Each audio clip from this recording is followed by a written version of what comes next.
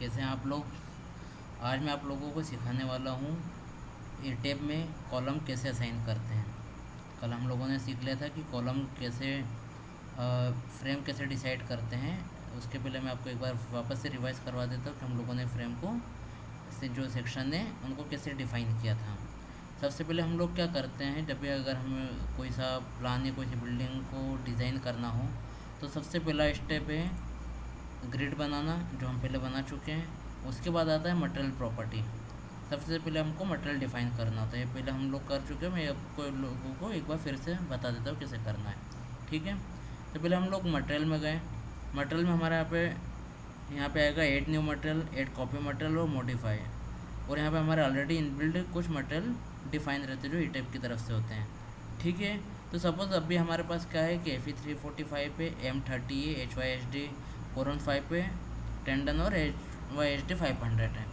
तो हम लोगों को क्या है कि अभी जो मैं बिल्डिंग डिज़ाइन करने वाला हूँ उसके लिए मेरे को M30 ग्रेड का कंक्रीट रिक्वायर्ड है। तो इसके लिए मैंने M30 मटेरियल ऐड किया था। इसको हम लोग कैसे करते हैं, सपोज़ मैं इसको भी क्लिक करके बताता हूँ। M30 पे डायरेक्टली हम लोगों को कुछ नहीं करना है, यहाँ पे M30 लिखना है, ठीक है। और मटेरियल में हमको टाइप में दिखाना है कंक्रीट हो गया, ठीक है। सिस्टम आइसोमेट्रिक रहेगा। यहाँ से अपन मटेरियल का कोई भी कलर डिफ़ाइन कर सकते हैं। आप लोगों को जो भी चाहिए वो चीज़ हम डिफ़ाइन कर सकते हैं, ठीक है। ये ऑटोमेटिक सारे डाटा ले लेता है, इसके लिए हमको अलग से कुछ भी करने की या डिफ़ाइन करने की ज़रूरत नहीं रहती है, ठीक है। सपोज़ मेरे को M25 का बनाना है, ठीक है। तो इसको मैंने ओके किया, ओके। यहाँ पे मैं करूँगा add new material. Add new material किया। यहाँ पे सबसे पहले रीजन कौन सा आएगा, हमारा इंडियन रहेगा। मटेरियल टाइप क्या है, कंक्रीट है, ठीक है। स्टैंडर्ड क्या है, हमारा इंडियन रहेगा। ग्रेड कौन सी लेना है, यहाँ पे अभी M30 है। यहाँ से हमारी M60 तक की ग्रेड यहाँ पे अवेलेबल है। तो इसमें से हमको कुछ भी अगर लेना हो तो हम M30 मैंने लिया हुआ है, मैं M25 को असाइन कर सकता हूँ, ठीक है। M60 तक मैं असाइन कर सकता हूँ। इसके ऊपर अगर होता है तो हम लोग फिर यूज़र डिफ़ाइन करेंगे, ठीक है। Okay, got it. यहाँ मैंने किया ओके, ये किया ओके, ठीक है। मेरा M31 मैंने नया लिया था, इसको अभी मैं यहाँ पर डिलीट कर देता हूँ कि मेरा already M30 concrete grade available है, ठीक है।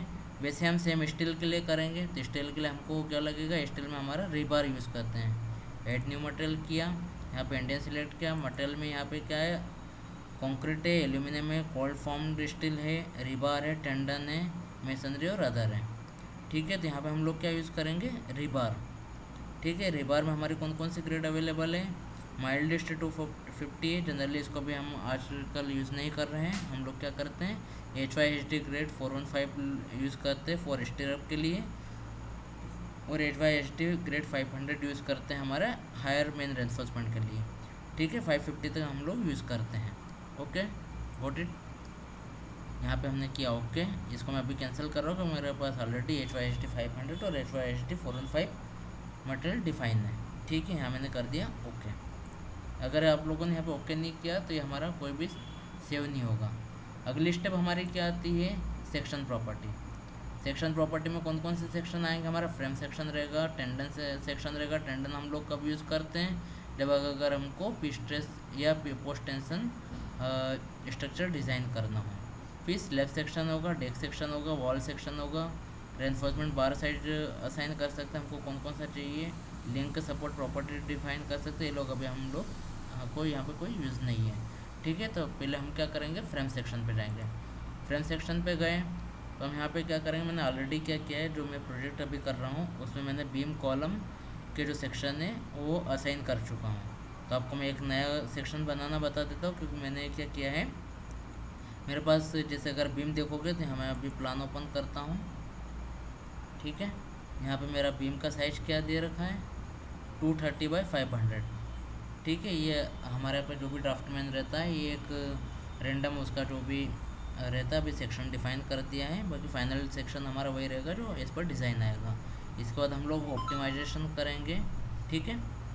तब यहाँ पे हमारे पास कौन कौन सा है, 230 बाई 500 और 300 बाई 500, ये क्या है हमारे बीम है। तो मैंने यहाँ पे क्या करा है, बीम को असाइन कर दिया। बीम आपको मैं एक नए सिरे से बता देता हूँ मैंने कैसे किया था। तो ये सबसे पहले मैं गया यहाँ पे ऐड न्यू प्रॉपर्टी में। ऐड न्यू प्रॉपर्टी के बाद यहाँ पर रेक्टेंगल सिलेक्ट किया, ठीक है। यहाँ पे मेरी प्रॉपर्टी ओपन हो गई। यहाँ पे मैं कुछ भी नाम दे दूँ, सपोज मैंने दिया बीम 230/500। अभी मेरे पास ऑलरेडी सिलेक्ट है तो मैं इसको यहाँ पे एक्स कर देता हूँ। ठीक है, मैंने मटेरियल डिसाइड किया, मटेरियल कौन सा रहेगा, असाइन रहेगा, M30 रहेगा कंक्रीट के लिए। ठीक है, nominal size modify show normal size यहाँ पे हम ऑटो रखेंगे। ठीक है, डिस्प्ले कलर यहाँ पे हम कोई जो भी मटेरियल असाइन का सेक्शन डिफाइन करना चाहते हैं, सपोज हमारा 230/500 का है तो यहाँ पे हम 230/500 के लिए क्या करेंगे, कोई भी एक कलर स्पेसिफाई कर देंगे। जब आप लोग प्लान में देखेंगे यहाँ पे तो उसी कलर का कॉलम हमको शो होगा। ठीक है, नोट्स यहाँ पे हम भी कोई नोट्स नहीं डालने वाले हैं। सेक्शन टाइप हमारा कौन सा है, कॉन्क्रीट रेक्टेंगुलर टाइप है। ठीक है, यहाँ पे हमको डेप्थ देना है, डेप्थ कितनी देंगे हम लोग 500, विड्थ कितनी देंगे 300। ठीक है, यहाँ पे प्रॉपर्टी मॉडिफायर डालेंगे। मॉडिफायर में हम लोग क्या करते हैं, जब भी हम लोग अगर बीम डिफाइन कर रहे हैं तो हमारा जो IS 1600 है तो हमको क्या बोलता है कि यहाँ पे जो भी हमारे मोमेंट ऑफ इनर्शिया है उसको हमको कितना करना है, यूज़ करना है 0.35%। ठीक है, 0.35। ओके,